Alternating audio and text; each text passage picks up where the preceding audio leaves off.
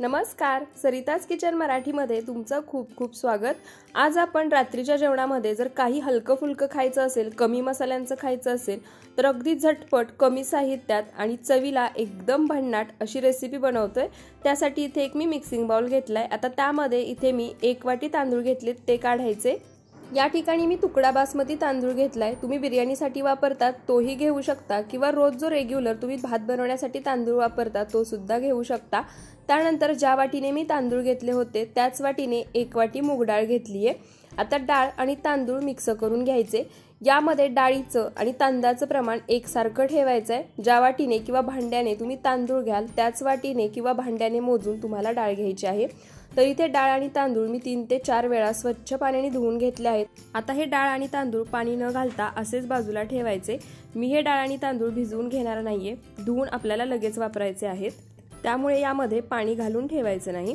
त्यानंतर गॅसवर कुकर गरम करायला ठेवलाय। कुकर गरम झाला की त्यामध्ये 3 चमचे तेल घालायचं। या ठिकाणी तुम्ही तेलाऐवजी तूप सुद्धा वापरू शकता। तेल गरम झालं की त्यामध्ये पाव चमचा हिंग आणि अर्धा चमचा जिरे घालायचे आणि एक अर्धा मिनिट परतून घ्यायचं। जिरे आणि हिंग एक अर्धा मिनिट परतून घेतले की आता यामध्ये इथे मी 2 मध्यम आकाराचे कांदे उभे चिरून घेतले आहेत, एक मोठा टोमॅटो चिरून घेतलाय, एक मोठा चमचा आलं लसणाची पेस्ट, 10 ते 12 कढीपत्त्याची पाने आणि 2 हिरव्या मिरच्या मधून चिरून घेतल्या आहेत। आता सुरुवातीला यामध्ये एक मोठा चमचा आलं लसणाची पेस्ट घालायची, त्याचसोबत 10 ते 12 कढीपत्त्याची पाने आणि इथे मी 2 हिरव्या मिरच्या मधून चिरून घेतल्या आहेत त्या घालायच्या। आणि आता हे सर्व साहित्य मध्यम आचेवरती आलं लसणाचा कच्चेपणा जाईपर्यंत परतून घ्यायचं। तर इथे सर्व साहित्य आलं लसणाचा कच्चेपणा जाईपर्यंत मी परतून घेतले। त्यानंतर आता यामध्ये इथे मी 2 मध्यम आकाराचे कांदे उभे चिरून घेतले आहेत ते घालायचे आणि मध्यम आचेवरती कांदाही हलकासा सोनेरी रंग येईपर्यंत परतून घ्यायचा। तर इथे कांदाही मी मध्यम आचेवरती हलकासा सोनेरी रंग येईपर्यंत परतून घेतलाय। त्यानंतर यामध्ये चिरून घेतलेले टोमॅटो घालायचे आणि आता मध्यम आचेवरती टोमॅटोही हलकेसे मऊसूद होईपर्यंत भाजून घ्यायचे। टोमॅटो पटकन भाजला जावा यासाठी यामध्ये तुम्ही थोडंसं मीठ सुद्धा घालू शकता। तर इथे टोमॅटोही मी हलकासा मऊसूद होईपर्यंत भाजून घेतलाय। त्यानंतर यामध्ये पावडर मसाले घालायचे। त्यामध्ये 1 छोटा चमचा हळद, 1 चमचा गरम मसाला, 1 चमचा लाल मिरची पावडर आणि 1 चमचा धनेपूड घालायची। आणि आता हे सर्व मसाले या पावडर मसाल्यांचा कच्चेपणा जाईपर्यंत मध्यम आचेवरती 1-2 मिनिटं परतून घ्यायचे। तर इथे पावडर मसाले मध्यम आचेवरती 1-2 मिनिटं मी परतून घेतले आहेत। त्यानंतर यामध्ये आपण जे डाळ आणि तांदूळ धुवून घेतले होते ते घालायचे। तर इथे डाळ आणि तांदूळ धुवून लगेच वापरायचे आहेत, पाण्यामध्ये भिजत ठेवायचे नाहीत।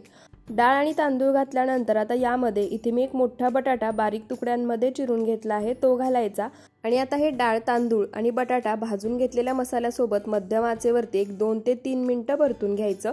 तर इथे डाळ, तांदूळ आणि बटाटा मध्यम आचेवरती भाजून घेतलेल्या मसाल्यासोबत मी परतून घेतला आहे। त्यानंतर यामध्ये पाणी घालायचं। तर इथे मी ज्या वाटीने तांदूळ आणि डाळ मोजून घेतले होते त्याच वाटीने मोजून पाणी घालणार आहे। तर इथे आपण 1 वाटी डाळ आणि 1 वाटी तांदूळ घेतले होते त्यासाठी यामध्ये 6 वाटी पाणी घालायचं। पाणी घातल्यानंतर सर्व साहित्य पाण्यासोबत एकसारखं मिक्स करून घ्यायचं।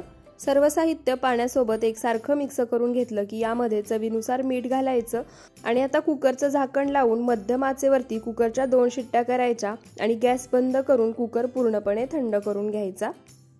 तर इथे मध्यम आचेवरती कुकरच्या 2 शिट्ट्या करून गॅस बंद करून कुकर पूर्णपणे थंड करून घेतलाय। आता कुकरचं झाकण काढूयात आणि झाकण काढल्यानंतर तुम्ही बघू शकता मस्त मऊसूद कमी मसाल्यांचा वापर करून बनवलेली डाळ खिचडी तयार आहे। ही खिचडी जर तुम्हाला घट्टसर वाटत असेल तर यामध्ये तुम्ही अर्धा ग्लास पाणी गरम करून घालू शकता किंवा आहे त्या कन्सिस्टन्सीमध्ये सुद्धा ठेवून खाऊ शकता, चवीला एकदम मस्त लागते। आता ही डाळ खिचडी आपण सर्व करूया। तर इथे एकदम मऊसूद, झटपट तयार होणारी आणि एकदम कमी मसाल्यांचा वापर करून बनवलेली डाळ खिचडी तयार आहे। डाळ खिचडी सोबतच पापड आणि लोणचंही सर्व करायचं, चवीला खूप मस्त लागतं आणि गरमागरम खिचडीवरती तूप सोडून ही खिचडी खायची। जर तुम्हाला आजचा हा रेसिपी व्हिडिओ आवडला असेल तर व्हिडिओला जास्तीत जास्त शेअर करा, लाईक, कमेंट करायला विसरू नका आणि अशाच रेसिपीजसाठी आपल्या सरिताज किचन मराठीला सबस्क्राईब नक्की करा।